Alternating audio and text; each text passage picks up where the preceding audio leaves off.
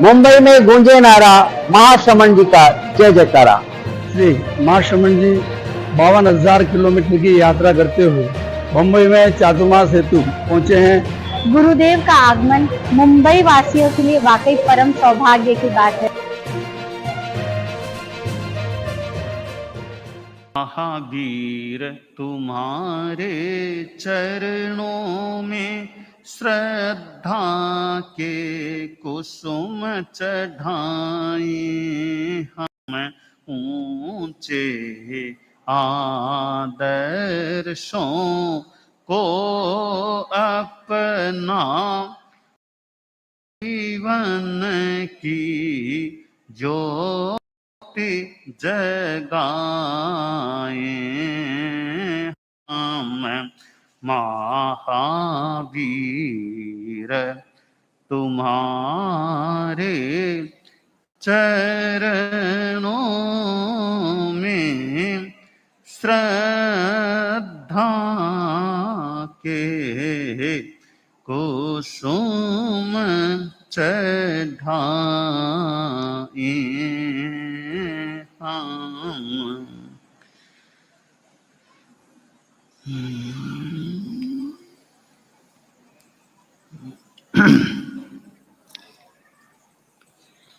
पन्नगे च सुरेन्द्रे च कौशिके पाद संस्पृशि निर्विशेष मनस्काय श्री वीरस्वामिने नमः। भगवती सूत्र में कहा गया है, कतिबिहा गोयमा तिविहा आराहणा तंजहा नानाराहणा दंसनाराहणा चरिताराहणा। प्रश्न किया गया, भंते आराधना कितने प्रकार की प्रज्ञप्त है? उत्तर में कहा गया है, गौतम आराधना के 3 प्रकार प्रज्ञप्त हैं, जैसे ज्ञानाराधना, दर्शनाराधना, चरित्राराधना। 3 महत्वपूर्ण तत्व हैं, ज्ञान, दर्शन, चारित्र। ये 3 रत्न हैं। दुनिया में अनेक रत्न होते हैं। संस्कृत के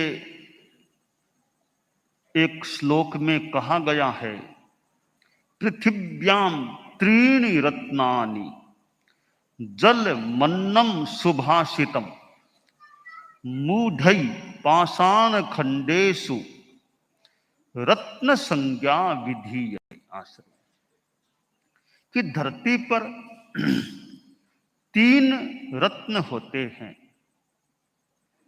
इस श्लोक में पहला रत्न बताया गया जलम, कि पानी दुनिया में रत्न है। पानी न हो तो आदमी की क्या दशा बन जाए। बहुत पैसा पास में है और चीजें पास में है, तो पानी नहीं मिलेगा तुमको तो आदमी के मुश्किल हो जाए। तो पानी का बड़ा मूल्य है।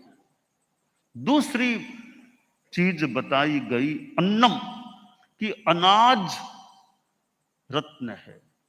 खाने को रोटी मिले, अनाज मिले, आदमी का जीवन यूं चलता है। तो अन्न भी रत्न है।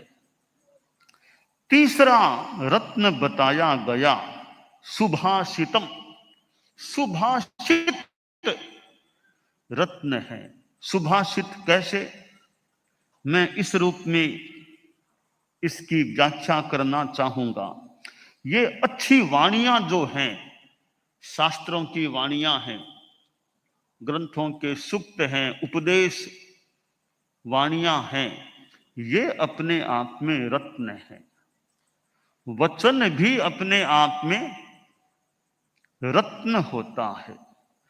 तो ये आर्ष वाणियां, आगम वाणियां, शास्त्र वाणियां, जिनमें ज्ञान है, जिनसे मार्गदर्शन मिल सकता है, जिनसे समस्याओं का समाधान पथ प्राप्त हो सकता है, तो सुभाषितम, ये अच्छी वाणियां हैं, ये रत्न हैं।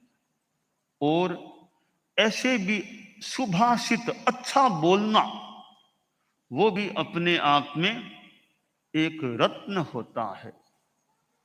हम बात करते हैं और अच्छी भाषा बोलें तो वो अच्छी भाषा भी अपने आप में एक रत्न हो सकती है। और हम अच्छी बात के द्वारा किसी दूसरे का दुख दूर कर सकते हैं। अच्छी बात के द्वारा किसी को करणीय का उपदेश दे सकते हैं, करणीय बता सकते हैं। तो सुभाषितम, अच्छी वाणी। तीसरे रूप में मैं सुभाषित की व्याख्या करूंगा कि आदमी के पास बोलने की शक्ति अच्छी हो। कोई आदमी बोल नहीं पाता अच्छी तरह, कोई तो मूक है, बोलता ही नहीं है। कोई बोलता है, हकलाता है, तुतलाता है, भाषा साफ नहीं है, तो भी भाषा में कमी है। आदमी साफ अच्छी तरह बोलता, स्पष्ट सुनाई दे, श्रोता के समझ में आ जाए, ऐसी वाणी की शक्ति है, तो वह भी एक रत्न है। आदमी बोल नहीं पाए तो व्यवहार में कठिनाई हो सकती है। तो जल मन्नम सुभाषितम, एक चरण में 3 रत्न आ गए हैं। जल मन्नम सुभाषितम, जल रत्न है। अब पानी का भी कितना संयम होता है। रत्न है तो उसका अपव्यय भी नहीं करना चाहिए। पानी का धर्म के संदर्भ में, अहिंसा की दृष्टि से, संयम की दृष्टि से भी अपव्यय नहीं करना चाहिए। तो रत्न है, उसका अपव्यय न करें। और अन्न है तो अन्न का भी अपव्यय न हो। खाना कितना खाया रे, कितना जूठा छोड़ा, थाली ली कितना खाया रे, कितना छोड़ा। भी पहले ज्यादा या तो लो मत, तुम्हें भूख है उससे ज्यादा लो मत, ताकि जूठा छोड़ना ही नहीं पड़े, पीछे बचे ही नहीं। हमारे यहाँ साधु समुदाय में तो यह परंपरा रही है कि पात्र में भोजन करो, भोजन करके पात्र को एकदम साफ कर लो, प्राय फिर भी थोड़ा बचे डाल के पात्र को धो करके वो पानी भी पिलाओ, यानी लगभग कुछ भी पीछे जूठा न रह जाए। यह हमारे यहाँ परंपरा रही है कि पानी से धो के पात्र को, उसको भी पी लो, फिर डालो मत, पानी को पी लो। तो यानी बिल्कुल भी बार लूने से पात्री को पूछना, आजकल भी संत लोग उस परंपरा को चला रहे होंगे, हैं, पानी पी रहे होंगे। शादियां भी पता नहीं क्या वो परंपरा, पानी पी जाना, ताकि पीछे जूठा जूठा कुछ रहने की बात न हो। तो अन्नम, अन्न भी रत्न है, इसको यूं गवाओ मत। अन्नम वही प्राणः, अन्न प्राण है और सुभाषित है, वाणी है, इसका भी अपव्यय हम न करें कि फालतू ही बातें बोल दी, किसी को कड़वा दिया, किसी को कुछ बोल दिया, किसी को झूठी बातें बताई, झूठा आरोप लगा दिया। इस रत्न का हम इस प्रकार फालतू अपव्यय न करें। तो जल मन्नम सुभाषितम, जल अन्न और सुभाषित ये रत्न हैं। आगे श्लोक में कहा गया कि मूढ़ई पाषाण खंडेषु रत्न संज्ञा विधीयते।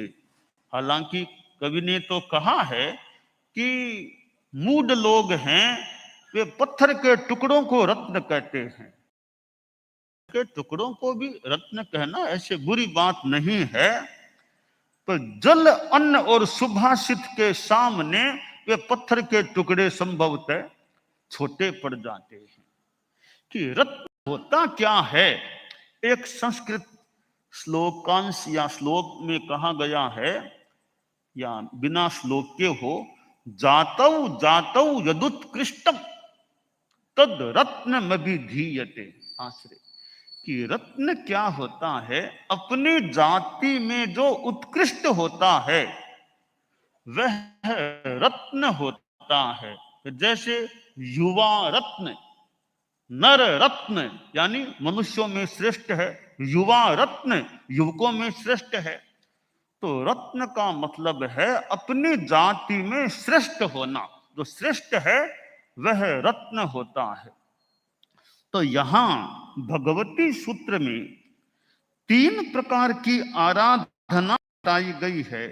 ज्ञान आराधना, दर्शन आराधना और चरित्र आराधना। ये 3 ऐसे रत्न हैं कि दुनिया के जो आप लोग गृहस्थ जिन रत्नों का व्यापार धंधा करते होंगे, उन रत्नों के सामने ये रत्न बहुत ही ज्यादा महत्वपूर्ण हैं। वे 3 रत्न कह दें, या तो आराधना की बात है कि ज्ञान की आराधना, जीवन में सम्यक ज्ञान की आराधना हो। स्वाध्याय के द्वारा श्रुत आराधना, ज्ञान आराधना की जा सकती है। ज्ञान पास में है तो बड़ा रत्न कह दें, बड़ी चीज आदमी के पास हो जाती है। तो ज्ञानाराधना, ज्ञान का आसेवन करना, ज्ञान का अभ्यास करना, ज्ञान को छोटे छोटे बच्चों को भी स्कूल में भेजा जाता है, वह भी ज्ञान का ग्रहण है। इधर धार्मिक ज्ञान का भी बच्चों को अभ्यास हो। ज्ञानशाला एक अच्छा माध्यम है छोटे बच्चों को धार्मिक ज्ञान सिखाने का। और छोटे छोटे बच्चे कोई भक्तामर बोलते हैं, कोई लोगस बोलते हैं, कोई कुछ सीखते हैं, कोई 25 बोल बोलते हैं। इसका मतलब उनको ज्ञान दिया जा रहा है, ज्ञान वे सीख रहे हैं। और लोग हैं वे भी पढ़ने के द्वारा, मनन के द्वारा धार्मिक आध्यात्मिक ज्ञान का भी विकास कर सकते हैं। ज्ञान का मानो कोई पार नहीं है। संस्कृत में कहा गया है, अनंत पारम किल शब्द शास्त्रम स्वल्पश्च कालो बहवश्च विघ्नः यत्सारभूतम तदुपासनीयम हंसो यथा क्षीर मिवाम्बु मध्या। कि ज्ञान का तो आर पार नहीं है। कितने ग्रंथ पढ़े हैं, लाइब्रेरीज में देखो कितने कितने किताबें पढ़ी हैं, कितने विषय ग्रंथों में हैं, कितनी भाषाएं हैं। तो ज्ञान का पार नहीं, अनंत पार, आर पार नहीं। परंतु इतना अपार ज्ञान है, इतने ग्रंथ हैं, काल समय हमारे पास सीमित है। समय कितना है वर्तमान में? 100 पार भी कर दे तो 110 मान लो, 125 मान लो, 130 मान लो। आखिर वो तो वर्तमान में हमारी यहाँ की धरती पर, और तो कितना क्या लंबा जीवन होगा। तो काल सीमित है। एक समय था 3 पल्योपम, 2 पल्योपम, कितने करोड़ों करोड़ों कितने वर्षों का आयुष्य। उसकी तुलना में आज आदमी का आयुष्य सीमित है। और आगे तो बताया गया है अभी 100 आते तो हैं कईयों को, आगे तो 20 वर्ष का आयुष्य, फिर 16 वर्ष का आयुष्य, इतना छोटा हो जाएगा ऐसा बताया गया है। तो काल सीमित है और बहवश्च विघ्नः, काल तो सीमित है सो है, बीच में विघ्न और आ जाते हैं, विघ्न बाधाएं आ जाती हैं, कभी स्वास्थ्य की अनुकूलता नहीं, कभी दूसरा काम आ गया, और गृहस्थों के तो और भी कितने काम होते हैं, तो कार्य आ जाते हैं, उससे कई बार वो ज्ञान आराधना में भी अवरोध आ सकता है। तो क्या करें? तो श्लोककार ने कहा भाई ठीक है, इतने इतने ग्रंथ, इतना ज्ञान है, समय सीमित है, उसमें भी विघ्न बाधाएं आ सकती हैं, तो यत् सारभूतम तदुपासनीयम, तो सारभूत ज्ञान है उसको लेने का प्रयास करो, सारभूत को ले लो। सारा ज्ञान लेना तो मुश्किल है, खास खास ज्ञान कर लो। मुनि मनक को संयम भव ने मानो सारभूत ज्ञान देने का प्रयास किया। जैन शासन में संयम भव जो चतुर्दश पूर्व श्रुत केवली व्यक्तित्व और उनका संसार पक्षीय पुत्र था, संयम भव तो साधु बन गए थे। पुत्र ने मानो मां से पूछा मेरे पिताजी कहाँ है? कहा बेटा तुम्हारा बाप तो साधु बन गया। कहा मैं बाप से मिलना चाहता हूं। देख लो, बच्चा चला बाप को खोजने के लिए, कोई साधु लोग दिखाई दिए, कहा आप मेरे पिताजी को जानते हो क्या? भी क्या नाम पिताजी का? तो संयम भव, वो खुद संयम भव ही वो थे। कहा ठीक है जानते हैं, हमारे साथ हो जाओ। बच्चे को मानो साथ ले लिया, वैराग्यवार बच्चे को दीक्षित कर लिया। संयम भव ने देखा ये बाल छोटा साधु मेरा बेटा है, संसार पक्ष में ज्ञानी थे, ज्ञान से जान लिया इसका आयुष्य बहुत कम है, इतने अल्पतम या अल्प आयुष्य में ज्यादा ज्ञान तो सीख नहीं पाएगा। सारभूत खास खास ज्ञान यह सीख ले तो बताया गया है।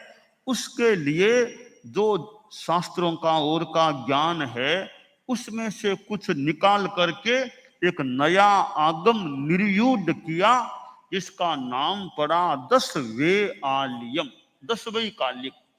आज भी हमारे चारित्रात्माएं साधु साध्वियां और कितने 10वें आलियम को नवदीक्षित होते हैं, 10वें आलियम सीखते हैं। मानो कि थोड़ी प्रारंभिक जानकारी के बाद उनका पहला शास्त्र कंठीकरण होता है, वो 10वें आलियम आमतौर से शुरू होता है। 10 अध्ययन वाला एक छोटा सा आगम है। 10 अध्ययन है तो 10 विकाल बेला का संबंध है, तो वे आलियम वैकालिक, 10 वैकालिक, 10 वे आलियम। यह आगम मानो यह जो संस्कृत का श्लोक है यत् सारभूतम तदुपासनीयम, इसको मानो चरितार्थ करते हुए, इस बात को चरितार्थ करते हुए संयम भव ने एक साधु के लिए वो आगम निर्यूढ़ किया। और थोड़े से समय बाद वह साधु तो काल धर्म को प्राप्त हो गया। जब संयम भव की उपस्थिति में, सानिध्य में साधु यों काल कवलित हो गया तो संयम भव की आंखें भी कुछ नम हो गई। संत आश्रय बोले कि गुरुदेव आपके ये कमजोरी कैसे? ठीक है, एक शिष्य काल धर्म को प्राप्त हो गया, ये तो संसार की व्यवस्था है। संतों बात तो ठीक ही है, मोह तो नहीं आना चाहिए, परंतु यह मेरा शिष्य ही नहीं था, इसके साथ मेरा और संबंध भी था, यह मेरा अंगज था, अंगज मेरा बेटा था संसार पक्ष में, और इसको मैंने दीक्षित किया था। तो शिष्य का संबंध भी था, पुत्र का संबंध भी था, और छोटी अवस्था में चला गया। बाप के सामने बेटा जाए, दादा के सामने पोता जाए, तो थोड़ी एक उल्टी सी बात प्रथम दृष्टया लगती है कि बाप के सामने बेटा चला गया, दादा के सामने पोता चला गया। पोते के हाथों में, बेटे के हाथों में 92, 95, 96, 100 वर्ष का व्यक्ति जाए, वो तो ठीक है, भी उम्र आ गई थी, हाथों में बेटे के, एक पोते के हाथों में चले गए, कोई बात नहीं। जो काम बेटा पोता करे वो काम दादा पिता को करना पड़े, तो उल्टी सी बात मानो हो जाती है। पर काल के विधान में मानो उल्टा सुल्टा कुछ नहीं, अपने नियम से काल काम करता है। परम पूज्य आचार्य तुलसी के सामने उनका एक शिष्य कनक मुनि, जो महाराष्ट्र के ही थे, वणी के महाराष्ट्र के कनक मुनि, वो चले गए। तो यूं गुरु के सामने छोटा शिष्य जा सकता है, दादा के सामने कभी पोता भी जा सकता है, पिता के सामने जवान बेटा भी जा सकता है।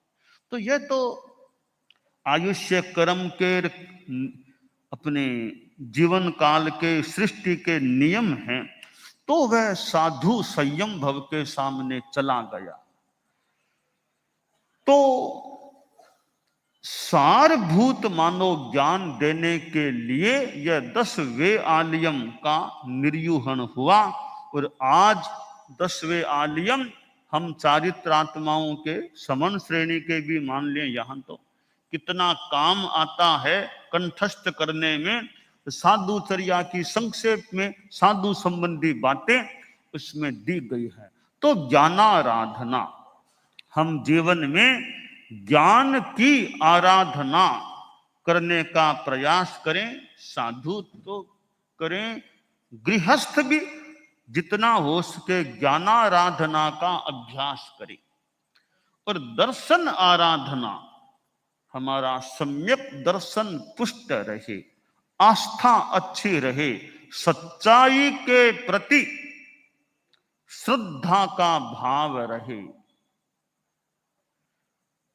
तमेव सच्चम ऋषंकम जम जिनेहिं प्रवेयम, जो जिनेश्वर भगवान ने प्रवेदित किया है वह सत्य ही है, वही सत्य है जो जिनेश्वरों ने प्रवेदित किया है। यानी सच्चाई के प्रति श्रद्धा रहे कि सच्चाई कहीं पर भी है, आपके पास सच्चाई है तो भी अच्छी बात है, हमारे पास है तो भी अच्छी है, किसी और किसी के पास भी सच्चाई है तो अच्छी बात है।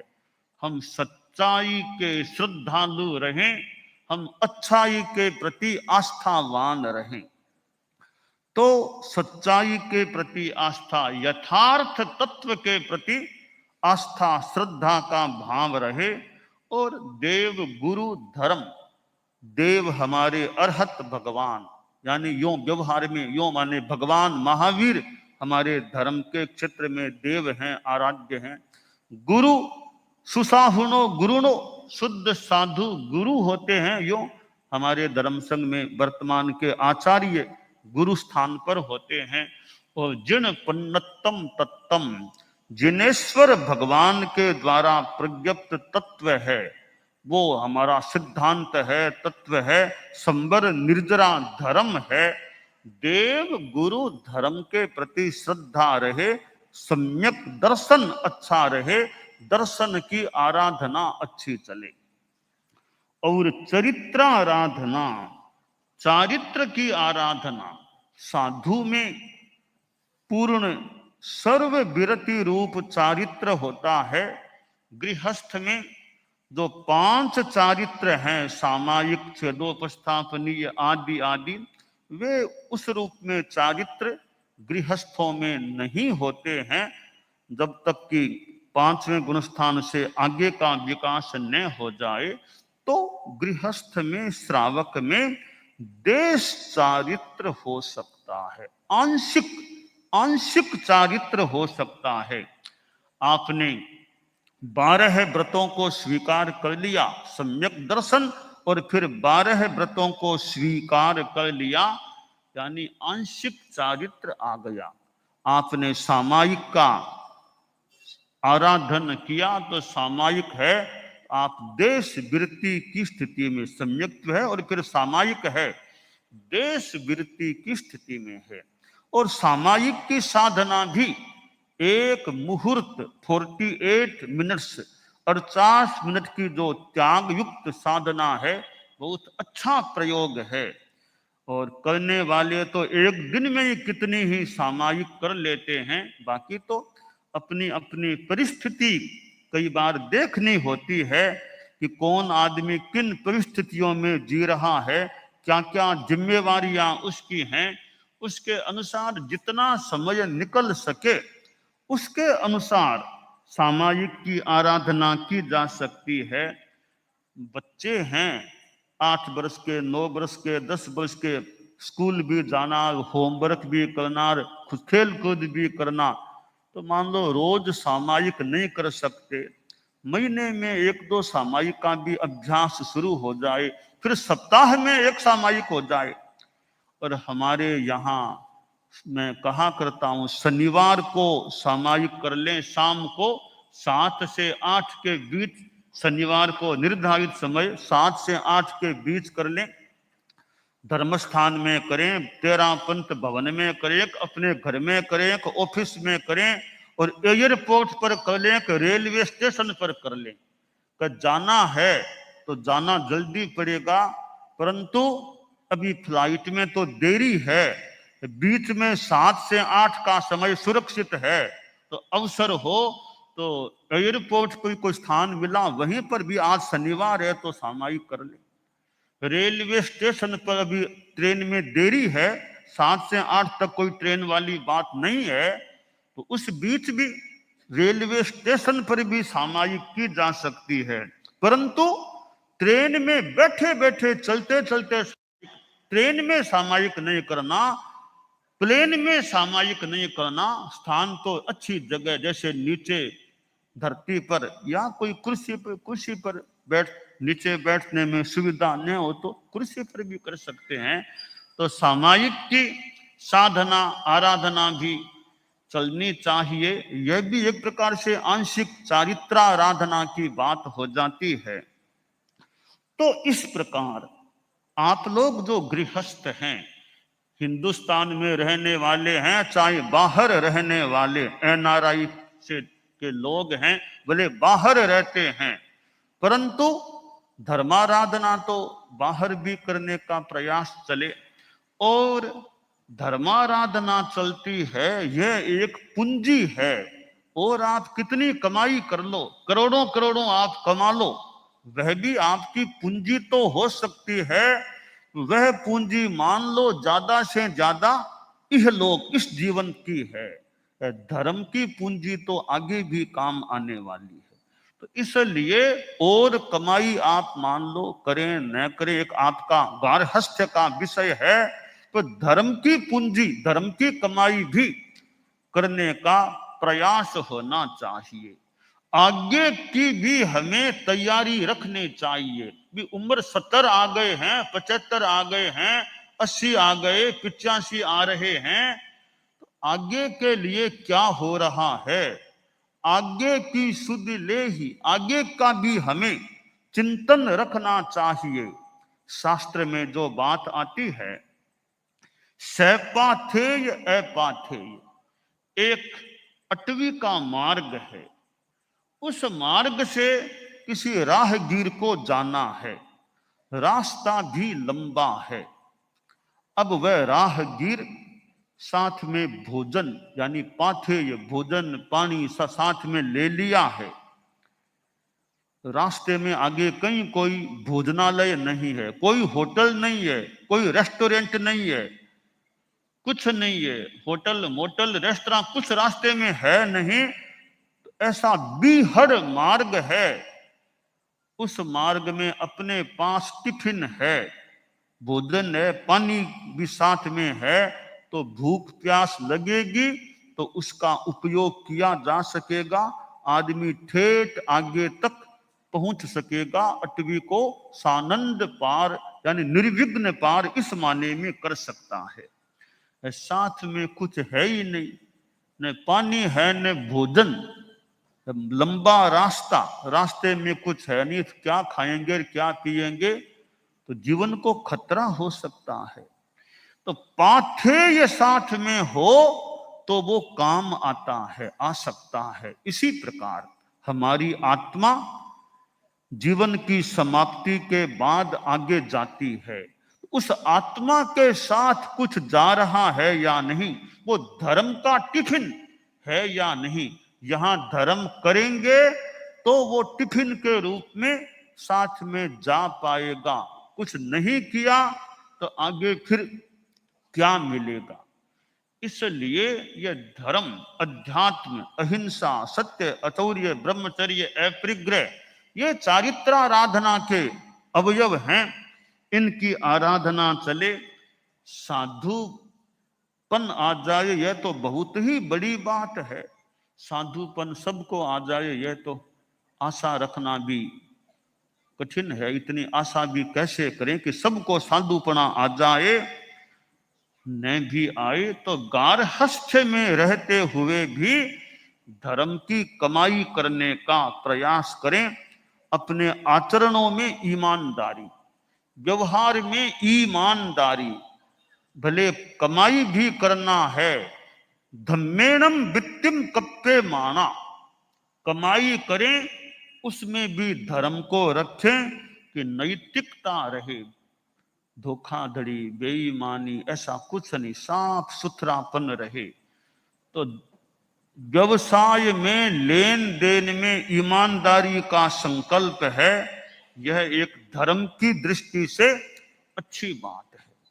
और अहिंसा की चेतना भी, मैं अपना ध्यान रखूं, अनावश्यक हिंसा मेरे द्वारा छोटे प्राणी की भी न हो जाए, मैं अहिंसा का ध्यान रखूं। रात्रि भोजन के बिना काम चल सके तो रात्रि भोजन को भी छोड़ूं, पूरा नहीं छोड़ सकता तो रात को 9, 9:30 बजे के बाद खाना नहीं खाऊंगा, तो भी कुछ तो संयम हो गया। कि पूरा तो रात्रि भोजन त्याग करना मुश्किल है, ऑफिस से देर से आते हैं और भी काम यात्रा होती है, तो पूरा तो नहीं छोड़ सकते, तो इतना भी कर लें कि रात को 9:30 बजे, 10 बजे, 9 बजे के बाद भोजन नहीं करूंगा, यह त्याग कर लिया। सूर्योदय तक रात के 9, 9:30, 10 के बाद खाना नहीं खाऊंगा, यह भी एक संयम हो जाता है। फिर शादी है और है, 10 बजे के बाद खाना नहीं खाना। तो ऐसा जितना संयम, अहिंसा का प्रयास करें। और अहिंसा में प्रकृति हमारी ज्यादा गुस्से वाली न हो, ऐसा नहीं कि तेज गुस्सा आए। ठीक है, यूं तो इंसान है, फिर आप तो गृहस्थ हैं, थोड़ा किसी को कहना भी पड़े, थोड़ा कड़ाई से भी कहना पड़े, कुछ गुस्सा भी आ जाए, मान लें आदमी है, कुछ गुस्सा आ भी जाए तो ज्यादा गुस्सा नहीं आना। तेज गुस्सा, मुंह से गालियां बकना, ऐसा गुस्सा न आए, आदमी हाथ उठा ले, हाथ लाठी आदि हाथ में ले ले, इतना ज्यादा गुस्सा न आए, तोड़ फोड़ करना शुरू कर दे, चीज को फेंक दे, इतना ज्यादा गुस्सा आप लोग जो गृहस्थ हैं उनको नहीं करना चाहिए। तो और प्रकृति को शांत रखें, ज्यादा गुस्सा काम का नहीं है, गुस्से पर हमें कंट्रोल रखना चाहिए। बात करनी है, बात में जितनी हो सके शांति रखें, शांति से सुने, कहना हो तो उसमें भी शांति रखें। शांति बढ़िया चीज है, समता, शांति, उपशम। तो गुस्सा करना तो एक प्रकार से अपनी कमजोरी प्रकट करना है। क्षमा वीरस्य भूषणम, क्षमा वीर आदमी का भूषण, आभूषण होता है। तो चारित्राराधना के संदर्भ में अनेक बातें हैं। तो ये जीवन में ईमानदारी का संकल्प रहे, प्रयास रहे, इधर अहिंसा के प्रति जागरूकता रहे, प्रकृति में ज्यादा गुस्से वाली स्थिति न हो, और खान पान में संयम। हिंदुस्तान में रहें चाहे बाहर रहें, बच्चे हो या जवान, होटल हो या हॉस्टल या हॉस्पिटल, कहीं भी शादी हो या और कोई फंक्शन, आपकी व्यावसायिक मीटिंग हो या और कोई मीटिंग, अंडा मांस शराब ड्रिंकिंग इन चीजों से बचाव रहे। ऐसा नहीं कि नहीं कि कोई आपकी व्यावसायिक कोई मीटिंग है तो वहां अनेक प्रकार के लोग हैं, तो दूसरे लोग सबके बोतल ला करके रखी, आप लोग भी मीटिंग में हैं तो आप भी बोतल को हाथ में ले लिया, ये तो अच्छा नहीं। पक्का भी ये हमारे काम की नहीं, हम बात में सहभागी हैं, बोतल में सहभागी नहीं है हम। और कोई भोजन हो तो मान ले नॉन वेज है तो वहां हम सहभागी नहीं बनना चाहते। तो अपनी बात का आदमी ध्यान रखे भी कि नॉन वेज और ये ड्रिंकिंग आदि चीजें, ड्रग्स जैसी चीजें, इन चीजों से बच करके रहना। तो जीवन में यो संयम हो, तो वाणी का भी संयम हो, आदमी जबान पर भी लगाम रखे, जबान पर भी एक विवेक लगाम रखे तो संयम हो। और धर्मोपासना, यह सामायिक है, कभी उपवास है, संवत्सरी का उपवास होना चाहिए। 8 वर्ष का 9 वर्ष का बच्चा, उसको भी प्रयास करें भी कुछ करो, उपवास करो, आज संवत्सरी है। मान लो कोई बच्चा पूरा तो नहीं कर सकता तो पोरसी कर लो, 12 बजे तक कर लो, 2 बजे तक, कुछ तो उसका भी संस्कार बने, अभ्यास हो। तो जैन लोग कहीं भी रहें, भारत या भारत के बाहर संवत्सरी आती है, उसके उपवास का प्रयास, और पर्युषण पर्व है तो विशेष रूप से धर्माराधना, संवत्सरी को तो सामायिक आदि हो तो पौषध भी हो, पर्युषण में भी रोज सामायिक 2, 3, 4 जो भी विधि व्यवस्था 3 सामायिक करना, बच्चों को भी प्रेरणा भी। पर्युषण है तो जैसे तैसे मान लो पढ़ाई में स्कूल आदि में जाना है, एक सामायिक भी पर्युषण में रोज हो जाए, ऐसी प्रेरणा बच्चों को भी दी जानी चाहिए, मिलनी चाहिए। कि हमारे जैन शासन का एक महत्वपूर्ण पर्व है पर्युषण पर्व, धर्म का पर्व है, अध्यात्म का पर्व है, तो उसकी भी प्रेरणा दें। अब कई लोग मान लो संपर्क में कम हैं, भले भारत में ही रहने वाले हैं, संपर्क में कम हैं, उनको भी थोड़ा संदेश मिले कि भी पर्युषण आ रहा है तो आपको पर्युषण की आराधना का प्रयास करना चाहिए, संवत्सरी का उपवास करना चाहिए। अभी भी दूसरा सावन शुरू हो गया है, आगे भाद्रव महीना है, सितंबर महीने में पर्युषण संवत्सरी का समय है। तो भारत में रहने वाले भी जो कई लोग कम संपर्क में हो, उनसे महासभा के कार्यकर्ता हो रहे हैं, वो प्रयास करके भाई संवत्सरी पर्युषण आ रहे हैं, आपको संवत्सरी के उपवास का, पर्युषण में सामायिक करने का, और मौका हो तो साधु साधियों के दर्शन करने का, प्रवचन आदि का वो प्रयास करें। ऐसे थोड़ी प्रेरणा देने से, वो चालना करने से, वो प्रेरणा से कई बार आदमी में उत्साह जागता है। तो यूं संवत्सरी और पर्युषण की आराधना भी अच्छी तरह संपन्न होनी चाहिए। तो भगवती सूत्र में आराधना के 3 प्रकार बताए गए हैं, ज्ञानाराधना, दर्शनाराधना और चरित्राराधना। इन 3 आराधनाओं के द्वारा हम मोक्ष की दिशा में आगे बढ़ सकते हैं। तो यह आराधना चलनी चाहिए। और जीवन में भले आपको कुछ भी मिल जाए, पैसा मिल जाए, पद मिल जाए और कुछ मिल जाए, धर्म से बड़ी कोई चीज नहीं है। ये सम्यक्त्व, चारित्र, ज्ञान, दर्शन, चारित्र, ये ऐसी चीजें हैं, इनके सामने सुख सुविधा के कितने भी साधन हो, बढ़िया से बढ़िया बंगला है, बढ़िया से बढ़िया और सुविधा के साधन आपके पास हैं, बढ़िया से बढ़िया कार है, और ये आधुनिक टेक्नोलॉजी की चीजें हैं, इन सबसे बढ़िया है तो भीतर की शांति कह दें, अध्यात्म कह दें, धर्म कह दें, वो चीज है तो उसका विकास भी देश विदेश कहीं भी रहने वाले लोग हैं उनमें होना चाहिए। तो भगवती सूत्र की यह बात, ज्ञानाराधना, दर्शनाराधना, चरित्राराधना, हमें इन तीनों आराधनाओं के प्रति जागरूक रहते हुए इस संदर्भ में प्रयास करना चाहिए। दानान सेठम अभय पयाणुम सच्चे सुया अणवज्जं वयन्ति तवे सुया उत्तम बंभचेरम लोगुत्तमे समणेनाय पुत्ते।